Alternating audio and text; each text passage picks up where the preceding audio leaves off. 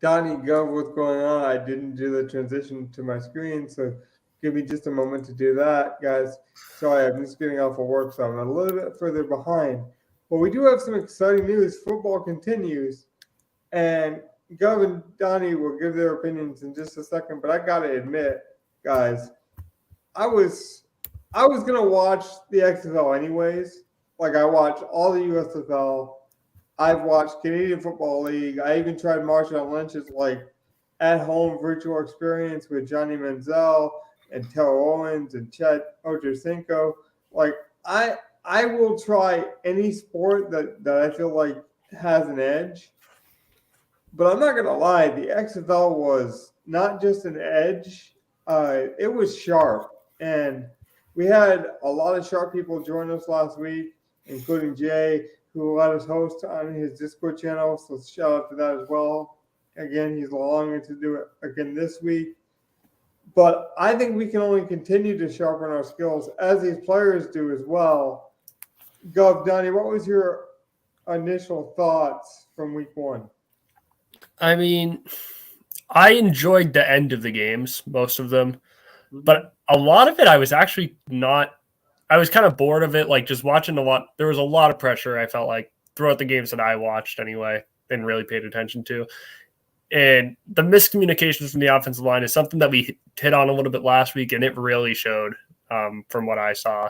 Yeah. And I mean, I don't like sloppy football that much. Like you can be sloppy and not just make, completely missing defensive linemen and linebackers coming through gaps, which I'm sure that will get better over time, and I'm not worried about that. When we actually saw the offensive move, we saw the onside kick come into effect for one of the games as well. That was very interesting. So I'm not super committed to saying I think this is going to work yet, but it was a good first week. Go. Well, like I was telling you earlier, I did have to work all weekend, so I only caught the final game with the Sea Dragons. But I liked it. Like I thought it was better than the USFL. I'll say that one off. First off, foremost, I thought it was better than the USFL. I've always liked the rules of the XFL. I like the fourth down rule for kickoffs to get rid of the onside kick. I like going 1-2 for 3. So I'm excited. Like I'm gonna get a weekend off here where I think a week or two, and that's when I'll actually be able to sit down and watch every game for a weekend. I'll really be able to give you a full effect of how I'll feel about it. But for right now, I like the games that I'm seeing. And when it comes to DFS, I like the lineups. So I'm ready to keep playing. I know that much. Let me do this. I got a lineup just so you guys have something visual to see. And we can break that down and we can go over the plays. But I think we're in such a unique kind of awesome experience or moment if we truly embrace it for what it is. Like, if you want this to be the XFL, or if you want this to be the NFL, you're mistaken, right? It's not. If you compare it to the USFL, it blows it out of the water because it's not trying to be on the same scale as the NFL. I think that's the problem that the USFL made last year. They started too early. They started right after the NFL season. They started when there wasn't any appetite for it. And the reason this one works is because I'm sorry, but the Rock star power name meant something to this league. The fact that the Rock was at every game meant something. The fact that Garcia, who was the first woman at the games and they could promote that, it meant something. Maybe not to you. Maybe it meant something to your grandma, your mom, the person that watches Today Show. They attacked all of the advertisement angles at the right precision, I felt like, which kept the expectation at a reasonable level. Truly, the USFL started, I think, last year, sometime around Easter, and literally had so many gimmicks and so much nonsense around it, and it couldn't even generate people. And part of that was COVID related, and they didn't travel, and they had no like fan engagement. But that was the problem, and you could blame that on illness and conditions that were. But that might be why you delay certain games or scenarios, and that's why the XFL delayed. They could have started last year. They chose to start now. I think that power of control is why this was so fun, because we saw it in, I think it was the DC game. The fans were rowdy. The fans were into it. They even did something I don't necessarily like, but it was kind of a soccer-like atmosphere. They were throwing lemons on the field because they were promised like a certain beer discount at a certain point in the game, and they weren't given the discount. No. I heard it was because they had this weird tradition, I guess, where they all put like their cups of beer together, and it was like a huge beer snake or whatever I think they called it, and they got it taken away. Okay, that's what it was. I thought that they promised the snake and so it was taken away, and that's what. But needless to say, you can say that was. But what I will say is, good or bad, they were engaged, and that's something the USFL never had. They never had engagement. They were always almost empty, it looked like. When you looked in the sidelines, it was empty. Well, I mean, they also marketed incorrectly. Like, they brought the Easter Bunny to the USFL week 1. Like, these were mistakes made. And what I thought the XFL really did well is they didn't sell you that Josh Gordon was in the league as much, or this guy was in the league. Obviously, as DFS players, as NFL guys, we knew that the marquee names. But even in our lineup build, we didn't fall victim to, this guy played in the league, therefore we got to do it. We got to play him. It was more so, does this player make sense? And I think, Gov, you hit on it in our first show last week. You thought Josh Gordon was a bad play. You thought his ownership would be too high. You thought his price was too high. And I think Donnie even hit on his age and how old he was, and it just didn't make sense for how we wanted to build. So I think all those things were important. Don, do you have any other takeaways? Because I had a few more, but I kind of want to transition this a bit different. So I want to make sure. I mean, so just based off week 1, I really, just knowing all the things that we learned, like the usage. If you pull up our lineup where we played, I think it was the Orlando running back, was it? Oh, one of the team with 2 running backs we played. I'll pull them up now. Was it Martin that one of them failed when he was one of the highest price? We did not play Martin. No, Martin. I was about to say Martin was the chalkier, high-priced one. We played the cheaper one, and definitely much better value for what we got, because they were almost the same game, if I'm not mistaken. I don't really remember exactly. I believe this was our lineup here. No, it wasn't. No. Just click show only mine. Down at the bottom. So I don't use the desktop very often. Oh, here it is. See, I knew how to do it on the mobile, but not the desktop. There we go. That's the one, I believe. No. Maybe no, yeah, because we have Basher. Yeah, I think that's the one we made. Yeah. This is the one. With Aitman for that game. We pivoted off of the Orlando guy. That's what happened. Yeah. With Aitman, I think it's very interesting, because at the end of that game, I remember a lot of the balls were just jump balls to the end zone, and Aitman almost had one. Yeah, it would have been a touchdown.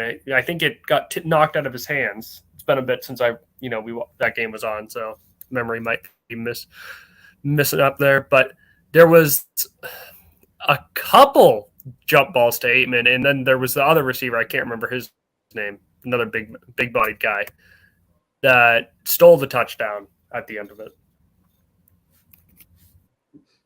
See, So we had the right strategy going the big body receiver too. yeah, and it worked because you're talking about Butler, I believe.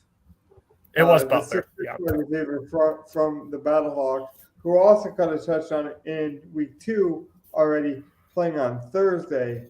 We'll speak on how that worked a bit. I thought this lineup was very smart. I think all three of these lineups were very smart. And I think maybe this would be a good way to talk about some of the plays. So here's what I'll say is I think we made a mistake because in this lineup because I don't think we were ever sold on running back, and we probably should have just went with name value. Do you agree, Gov? We probably should have just went with one guy we knew for sure was going to play.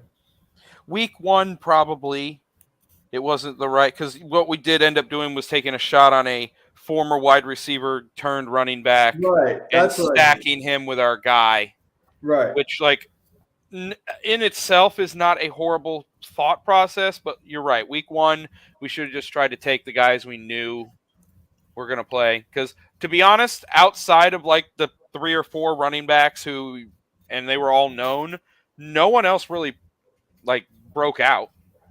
And some of the other chalky ones did nothing. Well, that's it. Abram Smith, who was 40% owned, who played for DC, because everyone knows that Greg Williams is over there with the defenders. And so everyone expected this high-octane defense, which we got, but then the run game would follow. Abrams was almost 40% owned because everyone just assumed, that was going to be their style. He got 2.8. But everyone assumed it, and he had the role. So maybe we should have went with somebody like that. It was a bit safer. And I want to use him as an example just to show, I'm not saying this in hindsight of 2020 because he had a bad game too, really. What's the difference between 0 and 2? It could mean a lot because of the way we constructed our lineup. For example, my line here had Max in it. Well, Max could have got 6 points. Him being only 4,500 opposed to 7,900. When you eat that kind of chalk and they fail, it's much different. And the ownership is very much similar between Smith and Max here. Now, you could easily look at this, Donnie, and say, mathematically, 2 versus 17. Duh, Logan, it's easy to see who won that one. I'm not trying to look at the hindsight of it. I'm trying to look at the play of it. And if you look at last night, Aitman had probably, I think, maybe double the targets he had in week 1. So it's we weren't wrong on that play. It's just he didn't come down with the touchdown, to your point earlier. I think he had 3 shots at the end zone that he just didn't get.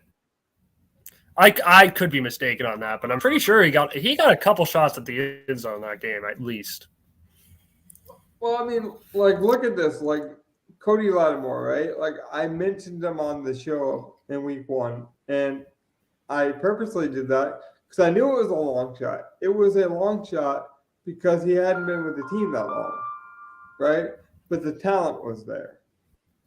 And so I'm you know what? I have all these other high-octane options. We knew Ben DiNucci was coming from a past happy offense. We mentioned that in week 1. We mentioned Matavius Bryant from the Steelers, the Raiders. We knew he had the NFL pedigree. Max was a cheap guy that we thought was going to get a lot of targets. I kind of got lucky here. But doing all that, I knew, okay, the ownership is going to be high.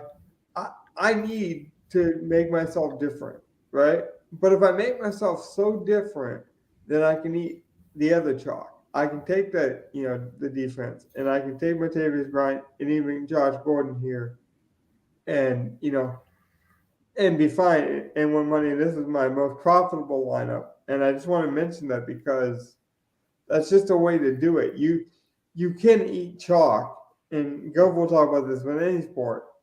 It's more about the lineup construction than the individual players, right, Gov? Exactly. And like this lineup, you might think it looks chalky, but as long as you're getting a 1% owned dude, you're perfect. Right. Like Well, the cumulative, like the cumulative looks horrible. The product looks fine. right. Let me transition really quickly to show you an example of that in real time, because we could easily talk about like last week in a vacuum and forget the larger point of helping the people out this week. I believe it's this lineup. It is not this lineup, of course, but it's the one that has eight points.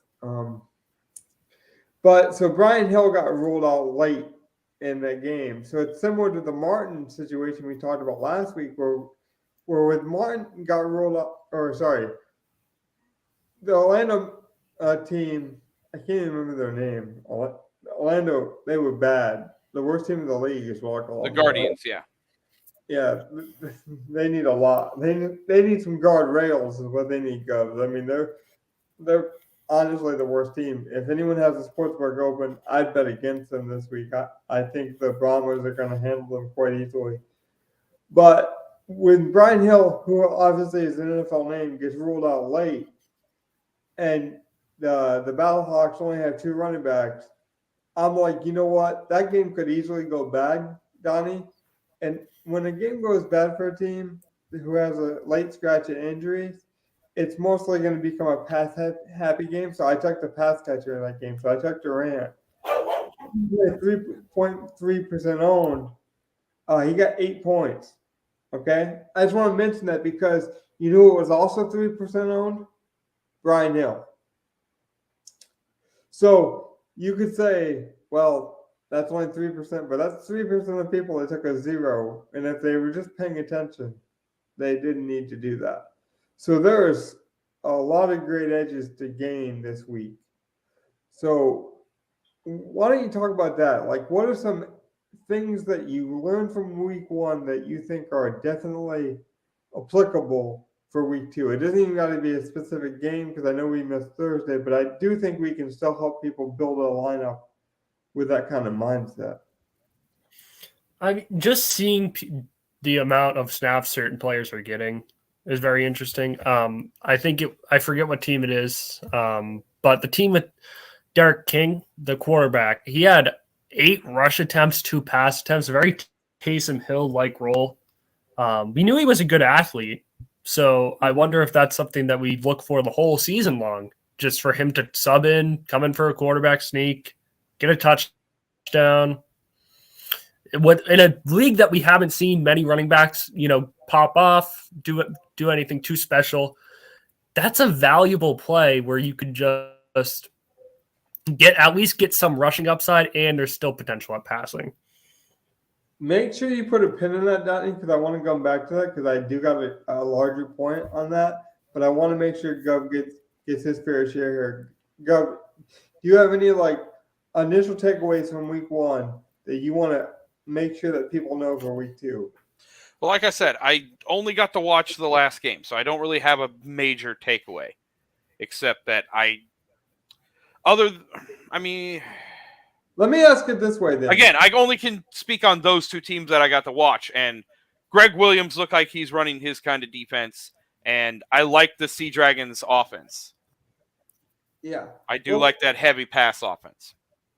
Especially the fact that they're 0-2 and now they're desperate. So week 3, they could be great, because if someone just watching the box scores, they'd be like, oh, this team sucks. But they might be bad, but they're not like Orlando bad. Like, Orlando's bad with no direction. We don't really know. They could have played the 2 best teams in this league, and then they go out and win out the rest. I mean, we really do not know. They're advantageous to fantasy. Like, they do pass the most. Like, they had a lead late in that game because of a Josh Gordon catch where he got extremely lucky. He only got 7 points in that entire game, guys. He was still 40% owned and only scored 7 points. And if it wasn't for one long game catch in the 4th quarter, it would have probably been worse. And the reason I bring that up as well is to say they had the lead twice in the 4th quarter late and blew it.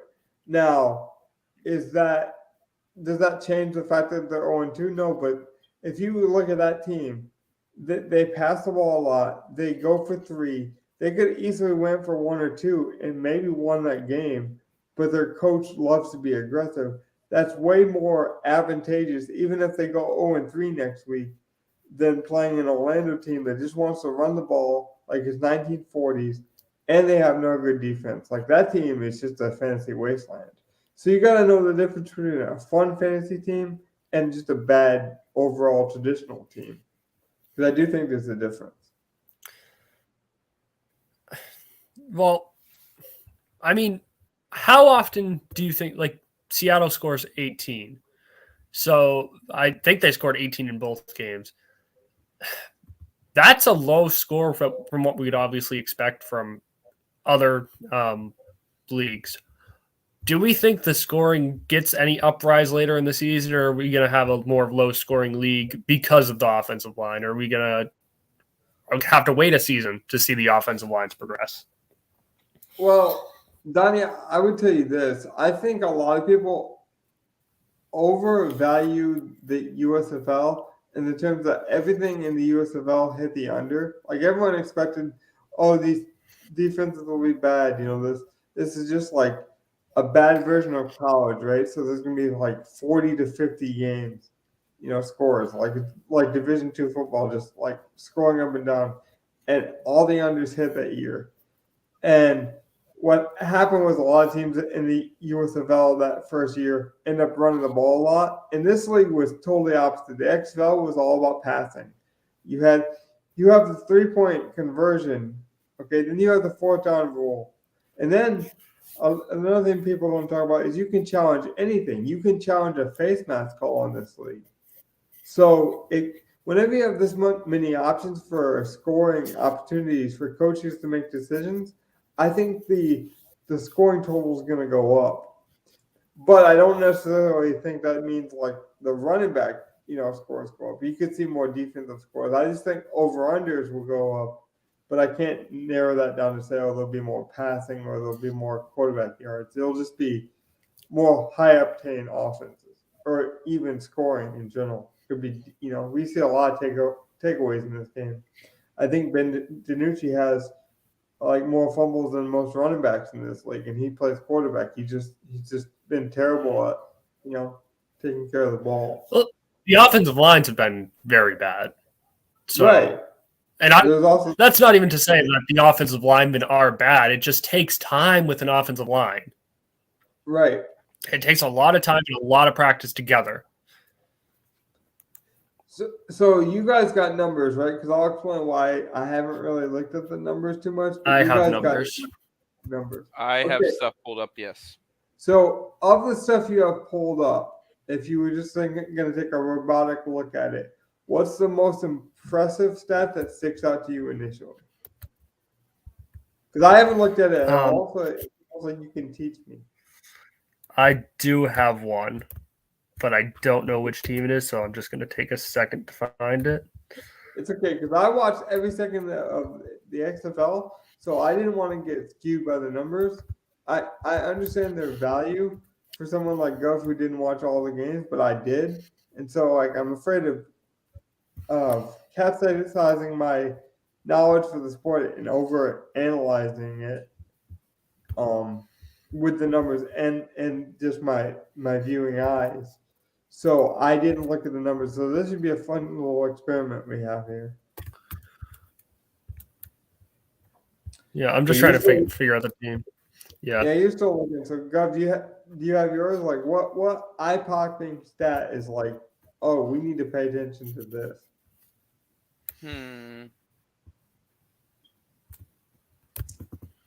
Let's see. For me, it's Burnett. I don't even know how many, because like I said, I didn't look at the numbers. He got targeted a ton for Houston. A ton. Yeah. I want to say 10 plus. Like, he had a Devontae Adams like workload. 12. It was 12? Well, yeah. Holy crap. Okay. I didn't realize Pearson had 22. I thought he got the ball thrown to him that entire freaking game. Yeah, 14. Hold on. This is what I was talking about. 12 catches, 95 yards on 14 targets. Sea Dragons had 14 targets to Pearson, 9 to Josh Gordon, 11 to Blake Jackson, and then 6 also to McKnight.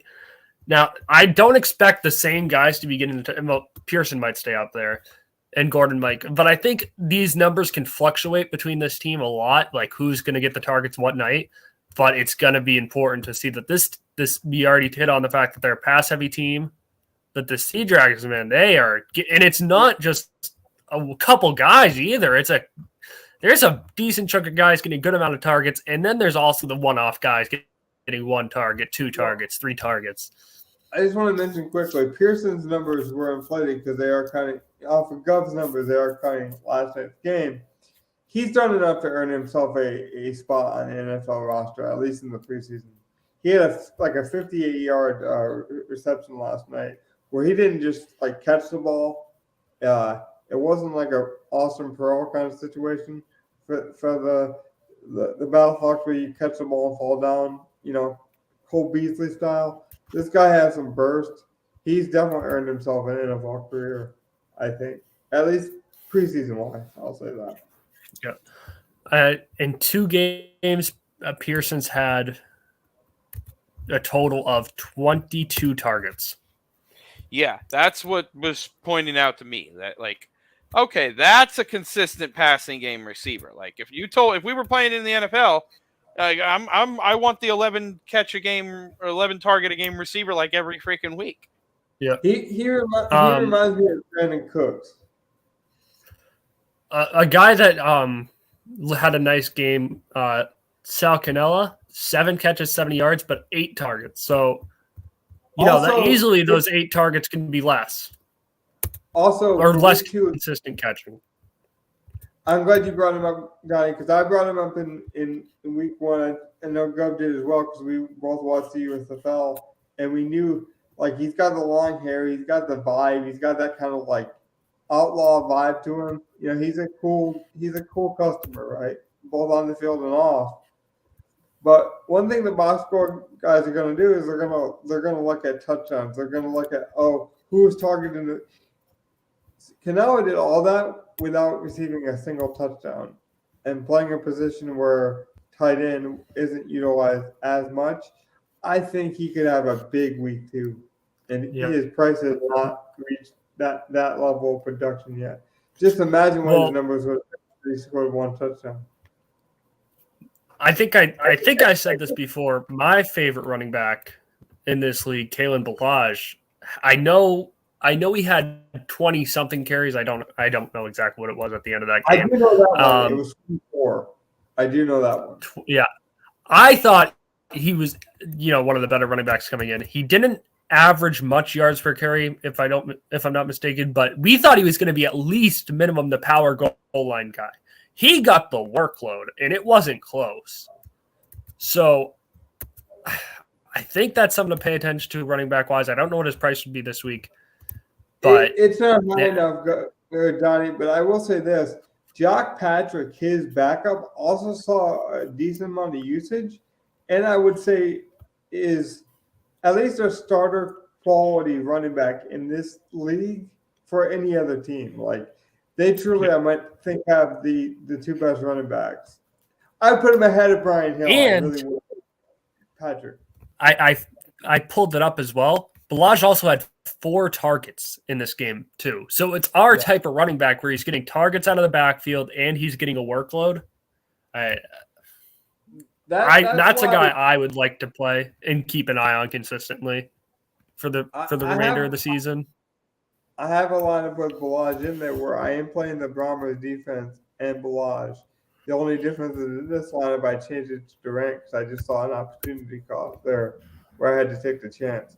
Another guy that's going to go under looked at is Matavis Bryant, who I think similar to Aitman had saw tons of targets, just didn't come down with a big one. He has a probable tag, but if people actually looked into it, he's going to play. It was just an illness. He missed I want to say half of practice or did a walkthrough and then was full the rest of the week. But the fact that he has a P on his name the whole duration of week 2 is going to bring his ownership down. Not to mention the fact that in week 1, one of the main receivers to have was former USFL and XFL star Jeff Badet, who had 2 touchdowns, 8, and went 6 for 9 for 81 yards. So I like that play. But I think we can agree. I think we can agree the Bryant talent's going to show up eventually. In one of these games, he's going to go off. And you don't want to miss a game he's going to go off. Exactly, especially at low ownership. I will bet on talent at low ownership. Right, and I just want to show my other lines so you guys can see that I did build some other versions, and I do have the Kalen Balaj. Just transparency there. I just think Orlando is really bad. If you guys want, we could build a lineup here. But Donnie, did you have any other things from the stats you want to mention? Because I want to go back to Guff because he didn't see the game, which I actually think is very, very. While you guys have been talking, I've been looking through the stats, and that's where I'm sort of noticing targets and everything. That's why I want to kind of play off me here, Guff, because I think you land such a unique perspective. Because in a normal week, you would have watched all the games with us, but because you don't have that level of perception or excitement blinding you, you can almost look at it from a mathematical standpoint. And I wanted to do the opposite, where I just looked at it from a fan's perspective. Well, anything the last thing I want to. Oh yeah, go ahead. Go ahead, Danny. The last thing I want to say is with the Guardians. They obviously had 2 quarterbacks play, and that might have played into this a little bit. I did not. This is the game that I did miss. Targets were really all over the place. There was no dominant guy. There's a bunch of guys with 2s, 3s. There's 3 6s, a couple 4s. I don't like. And now we saw them. We all think me and you, Logan. We think that they're probably one of the worst teams in this league. And man, these targets being all over the place really scares me, fantasy wise. Yeah, I mean, I'll be honest. The two things I told myself I was going to do this week was not play Josh Gordon because I felt like the targets were fluky based on desperation, and they wouldn't be that desperate. And he didn't look that good. Again, the numbers might say one thing, which we'll get to with Gov in a second, but my eyes said that Gordon just didn't look good. So don't play Gordon, and then don't make overreactions to things. And one of the things that I'm not overreacting to, I believe it. I just truly believe Orlando is bad. Now, some people say, well, they're really bad. They're catastrophically bad. I'm not going to say they won't score anymore, but they are the worst team in the league, and I don't think it's that close. And I don't think that's an exaggeration. So I just want to mention that. They are bad. Gov, go ahead. Do you have any other things that you're good at gleaning, information from stats and projections. So this is right up your alley. Oh, let's see. First question. Devon Smith of, I guess that's Arlington. Arlington, right. The former Michigan running back. Yep. Is he a workhorse? That does look like he got the work. He did, and if you wanted to go with a workhorse that doesn't have a name, I think it would be him. But honestly, if I was going to use, I would just want to look at price. Is he cheaper than Balaj? The only other looking like known workhorse. Right, he is, I believe. The guy that I like though is Armstead, who used to play for the Jacksonville Jaguars, who a lot of people wanted to kind of compare to Leonard Fournette. He was really cheap in week 1 because he didn't know the offense. He signed super late. He saw a lot of good usage later in that game, and it was very simplistic again because he didn't know the offense.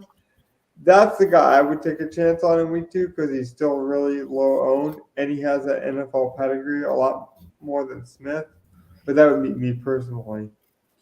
So I do have a line with Balaj just because I do think San Antonio is going to end up running the ball a lot. And you could even see those targets go up. But Smith isn't bad. Donnie, do you have any takeaways on Smith? No, I don't really know much about Smith, to be honest. I mean, I know he's a Michigan guy. He's a thumper. It's just Kalen Balaj at least caught the ball where Smith, I don't think is going to have any valuability in the passing game. Well, we saw so much rush attempts from this team too with Balaj. And San Antonio. These are gonna once these start rolling off the tongue, it's gonna be a lot easier. San Antonio seems like a team that wants to run it, and if they're not running it, they don't want to throw it deep. So it's just a team where you'd want to. I think you'd want to attack the running back spot here. Yeah. No, think of San Antonio wants to play like the Chiefs before Patrick Mahomes. Like they want their quarterback to just simply manage the game to the simplest of levels. Which in a league like this, I think is actually the best strategy, to be honest. Maybe, but I have to mention, talk about expectations and people just like expecting a gunslinger and getting a squirt gun.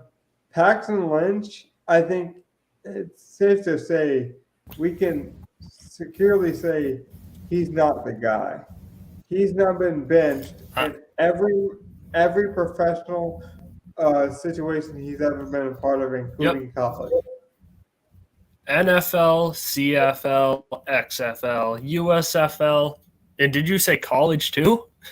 And he was benched at times in college, like not full on, but he was like basically told by coaches to sit down and like re-examine because he just took too many chances. Like it would honestly be a ill-advised decision maker in terms of like has all the talent in the world, and people wanted him to be something. Like Drew Lock is a better version of Paxton Lynch, where Drew Lock at least learned like, okay, I have to tone it down. Where Paxton just refused to do that. I said it last week where I thought Paxton Lynch was probably the worst quarterback in this league, I think. I mean, it's ugly to watch him play. It's so bad. Yeah, he's not good. So another thing I got to mention that the stats might not tell you is Jordan Ta'amu didn't look great. Obviously, you could chalk it up to just bad offensive lines because King didn't look that great either. But Ta'amu, given his price and expectation, didn't look good. And then it appeared like he got hurt, or at least, which we theorized in week 1, that King was more talented, at least physically more gifted at this point than Ta'amu. And if given a chance, would probably take over.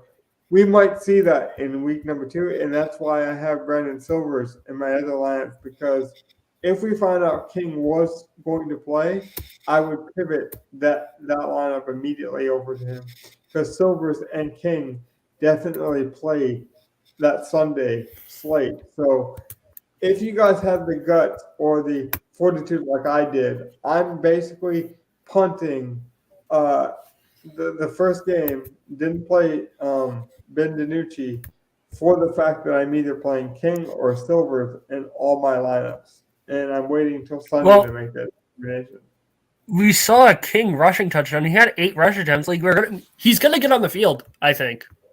Yeah, agreed. And if he can get 2 touchdowns, if he gets 2 rushing touchdowns, I mean, he hits value probably at quarterback, probably one of the best quarterbacks that you can play.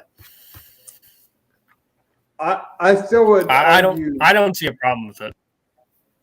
Yeah, I'm going to do that. Or a guy who actually played well statistically, but the eye test didn't look good, is Luis Perez. Might have looked like he had a good game, but I'm telling you, Brown Huntley is more talented than him. And I agree. I didn't like Perez when I saw. Well, they already said if Huntley knew the offense, he would probably be the starter just based on his athletic ability. That's another guy that I will pivot to if we got the news, and that's again why I crossed out the Thursday game. I think there's some strategy to that going forward. Do you agree? Disagree? How would you approach even week 3, just so we don't look at things in a vacuum? from more of a strategic standpoint. When you attack a lineup, is it an edge to be this defiant one way or the other? I do. Like, there's definitely an edge there. Yeah. But you are going out on a limb with what you think. Now, if you're watching all the games, you probably have a pretty good idea for what's going on. Like, I can tell just from these numbers that there are going to be teams that like to run, and there's going to be teams that like to throw. Yeah. And Well, Vegas, the big body receivers are getting the targets. It kind of looks like I won't be able to know that really until like 2-3 weeks in, but like 1 week looks like, okay, it's kind of basic pro offenses, but it's pro offenses.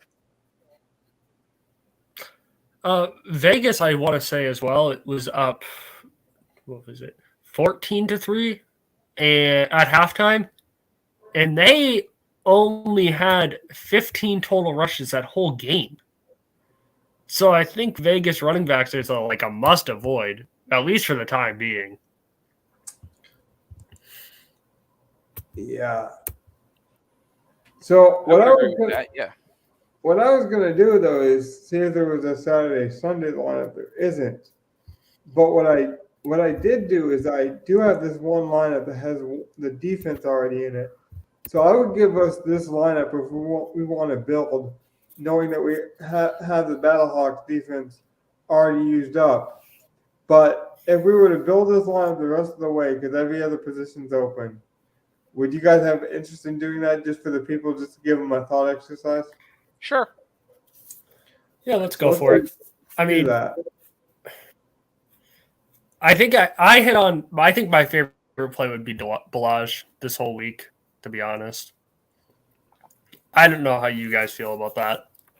Gov, do you have any disagreements on that? I think he is talented. Orlando's supposed to be bad. I just have to look at the pool real quick. Hold on. Let me pull up my stuff. Well, while you do that, I know you're a big numbers guy. So let me show you some of the mistakes people made so far. I think that'll be a good point for me to kind of go through here, and we can look at it. So Pearson was 69% owned. I didn't play him. I faded this entire Thursday game with the premise that enough people would fail in this game that it would be worth it. Now, not playing Pearson might hurt me because he did have 16 at 70% ownership. So that's going to be a problem. But I do think I got away with it in some regards. And it's mostly because Josh Gordon was 31% owned and only had 7. As long as we beat that, we'll be all right. But here's some other mistakes people made, Donnie, and you can mention mistakes you might have even saw with your eyes. You don't watch the game at all. Like Brian Hill, for example, I told you he was almost 3% owned, didn't play at all, late scratch. For people to leave him in the lineup just speaks to the edge that there still is in this new league. So, Gov, did I buffer enough for you? Do you get your numbers yet? I was about to say, I'm looking at it. There looks to be only like 3 running backs I would even play at this point. Right. So why don't we just play Balaj is fine with me. If we wanted to go up, I could do Borgie. Otherwise, I like Devon Smith from Arlington as like we talked about Balaj. Slightly cheaper punt. You know I like to punt at running back, but Balaj is not bad. Well, we talked about Balaj already. We know he's talented. We know he has NFL experience. He saw way more targets than was projected to, just because that offense, they're not a pass-happy offense, so they keep everything in front of them. He showed more hands than I thought. I didn't think Balaj could catch at all. I didn't think he had a receiving threat to him. Maybe I don't recall that ever being used in his game. He was on the. Me neither. He was on the Dolphins for a while too, if I'm not mistaken. He was. It was multiple teams where he did not have much run at trying to get his hands on the ball outside of the running game. But here's where I think DraftKings messed up, and we can really take advantage. So Brian Hill didn't play at all. We can cross him off. Some people played him. Martin, it's still way more expensive, about $1,000 more than Balaj. So half of the production of Balaj. I know there's only 2 running backs there. I wouldn't touch him. To Gus' point, like I think it's Balaj or it's going all the way down to Armstead, who I mentioned before, saw some late rushing ability for DC. Armstead again played for Jacksonville.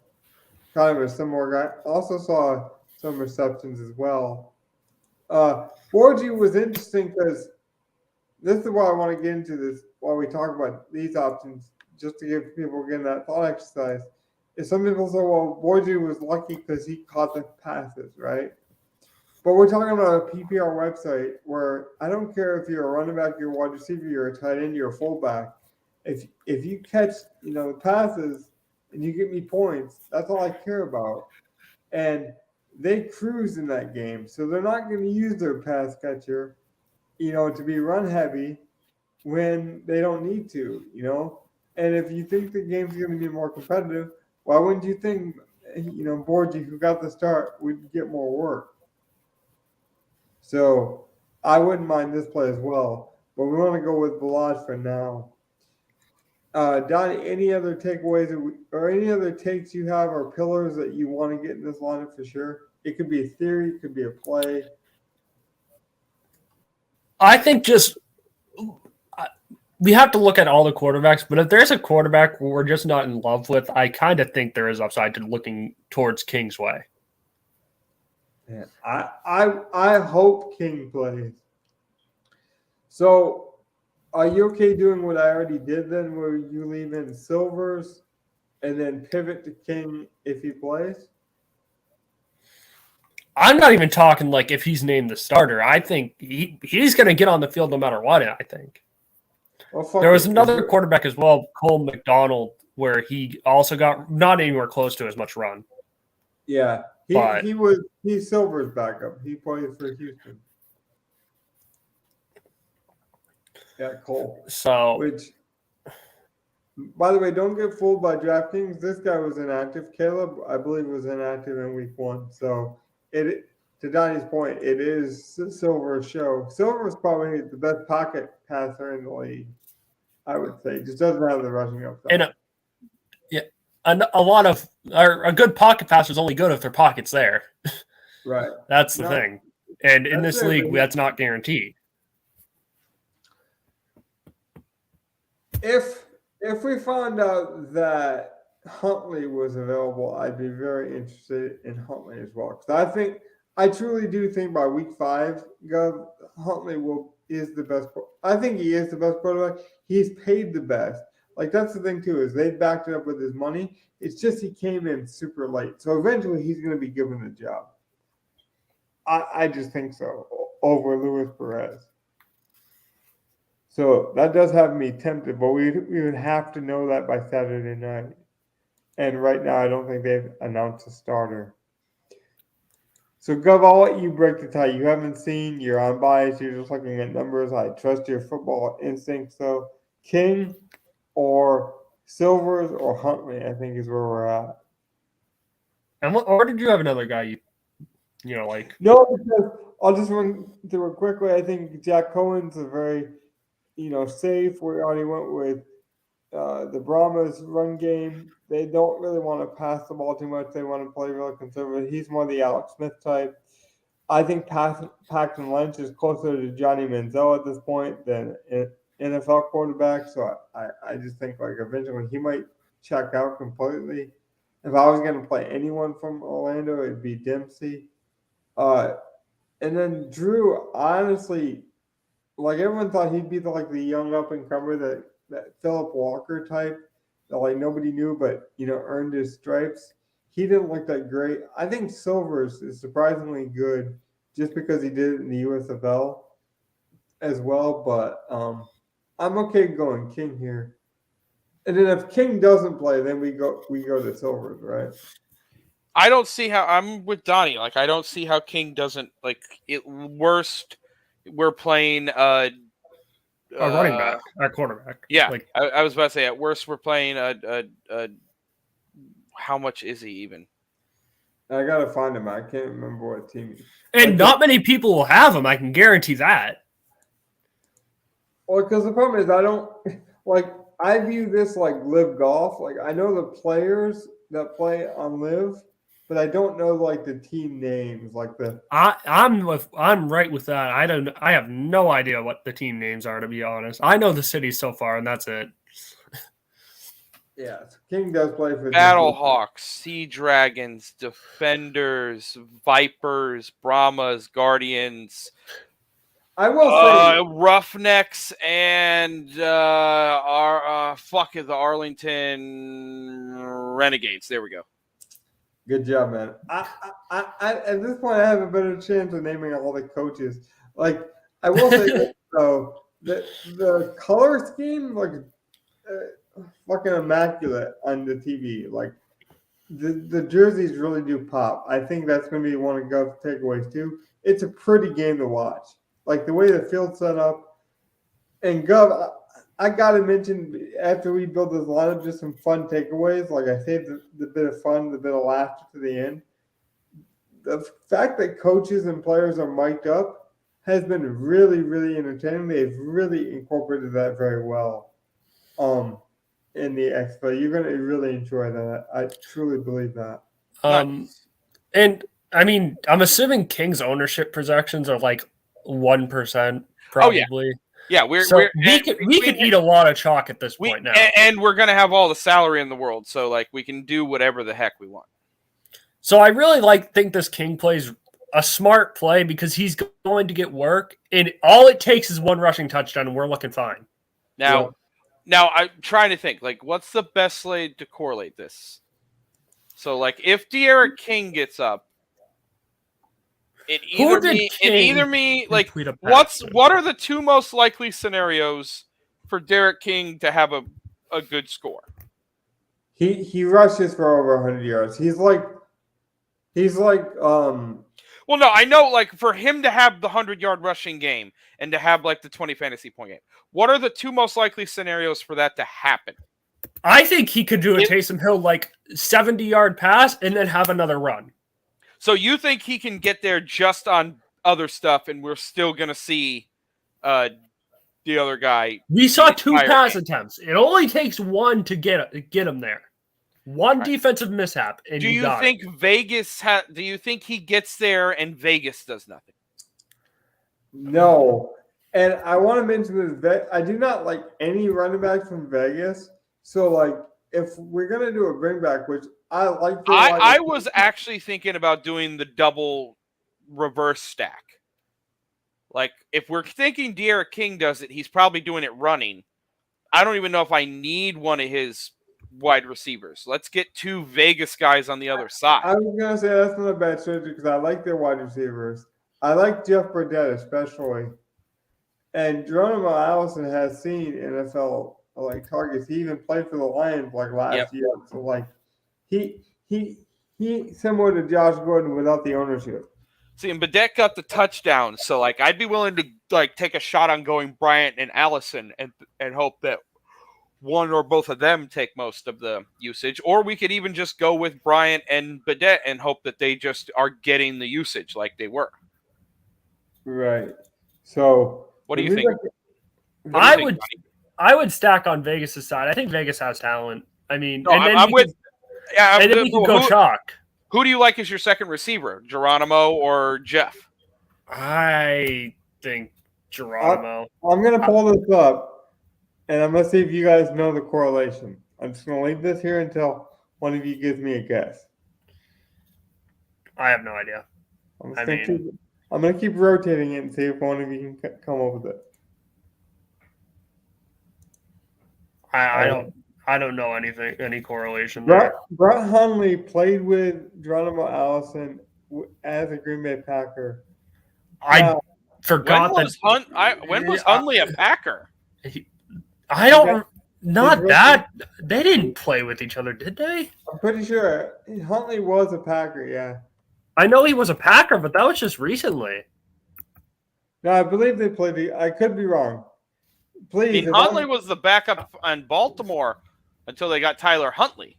Hey man, if I'm wrong, roast me. Like, No, I'm just trying to think. I don't know if you're wrong, but I'm trying to think. I'm pulling it up right now. Yeah, hold on. Oh, maybe you're right. You might be right, Logan. If Hundley was on the Packers, then he very well could have done that. 16 and 17.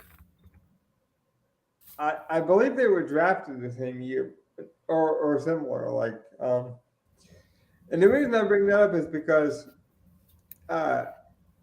Marcelo Adnan, who played for the Raiders, also played for the Rams when AJ McCarron was with the Rams, and we saw that kind of connection come back. Oh man, they did play with each other. Thank you. So, can we go Allison just in case I'm right and Huntley actually gets some usage in this game? I mean, we're not playing Brett Hundley, but if it does happen, he's 33, which kind of worries me. I don't know if that really matters at this point. No, like it just depends on like he was clearly like the third receiver to Jeff and Martavis. So like we're taking a shot on the third receiver, but I also think that DC with Greg Williams is most likely to like try to scheme something in blitz where you might need that slot, that quick receiver. Yeah, that's exactly my point. The smart veteran guy. I mean, you can never go wrong with the smart veteran. So what if we did this? What if we split the difference between the guys that we still think have talent, but Burdett had the biggest game. So what if we fade him? Not because I think he's a bad play, but we play Allison and Bryant. Because then if Burdett still plays good, it still helps King. Like it still moves the ball. Like we just need Burdett not to have like a huge, massive game. Like you got to understand, Josh Gordon failing with 7 points is huge. Like we don't got to get too cute because you also got to remember that outcome as well. Well, we also got to kind of swing for the upside because Pearson ended up having, I think, 20-something points in week 2. So we kind of do need to equal it out at some point.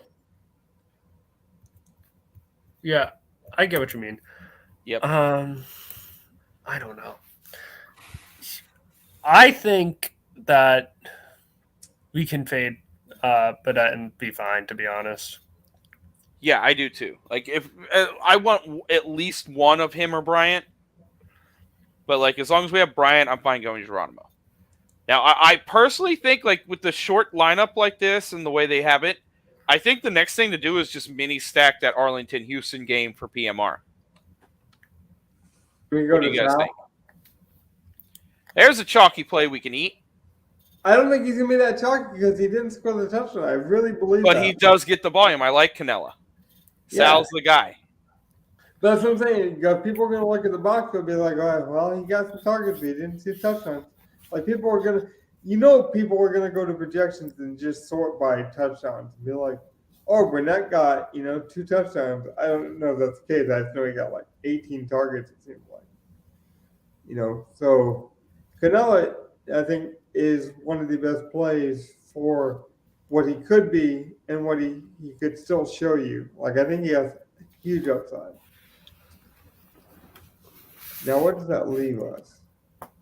Wait, just out of curiosity, can you play 2 quarterbacks or no? I'm assuming you can't, right? Okay.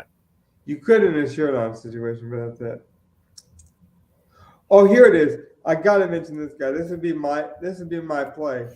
Oh, Kirkland. I like Kirkland, yeah. I don't know if you guys know this, but he played with Jamar Chase and Jamar Jefferson. And he was their slot receiver that year. They then said, hey, Jamar's coming into his own and Jefferson's leaving pretty soon. How about we switch you to position so we can utilize you best? He went and played corner, right? Then they had a quarterback emergency. He then played quarterback the next year. So he literally played 3 positions in a very crowded, very competitive LSU team that had Jamar Chase and Jamar Jefferson. And he just played for Arizona he got caught with the DUI. He was like a roster bubble cut at the last second because of that DUI. And literally, guys, and this is a good story, reportedly has not touched a drop of alcohol since and refuses to drink anymore because he said he's dedicated to his craft. He wants to prove that he's an NFL wide receiver and he won't touch stuff anymore because he understands the value and the maturity, or the lack thereof, I guess, of that decision. And therefore, he's using the maturity now to prove that he is worthy of that opportunity. That's the kind of story that you dive into, be like, hey, this guy's taking it serious. Like, it's not just a, hey, I'm going to get a spring break kind of paycheck. This guy, he's using this opportunity as an investment for the NFL. This would be like one of my go-to plays. I'm fine with putting him in. I mean, he got the workload. I think it makes sense. Yeah, I like it. So why don't we do this just to see if we can get some random engagement here. Donnie, tell me when to stop. Stop. Keith Ford. Was there any takeaways from Keith Ford that you found from the Renegades, Donnie? Anything in the statistics? Any like watching the game? I didn't see anything. Like I didn't see anything. 9 Not a very carries, no memorable big game. runs, didn't get a first down. Nope. see, and I like that because I did that for randomness just to make sure we don't miss anything. Like again, some of these things that we thought were going to happen, I think Borgi's still a good play. I think Martin is really a bad running back. From what I saw, I don't think Martin can be an NFL running back. But I don't even know if he's an XFL running back. I don't understand why he's 8,000 still. I don't know how much of it's the offensive line is really the big question. Like, if the offensive line's not making any holes, the offensive line's not making any holes. True, but dude, the fact that he's still 1,000 more than Kalen Balaj, I think Balaj showed the most out of anybody this past week, and he only had like 3.5 yards per carry or whatever it was. Yeah. But as a power back, you can kind of get away with not having too much. I think he could really turn into like this league's top back, like Derrick Henry type guy. So we're just at an hour now. We talked about last week. This is going too much over because we had so much to digest. I kind of want to leave the people with that. We built a lineup. We kept it within an hour. I think that's our goal. And then if we need to, we can come back with a review.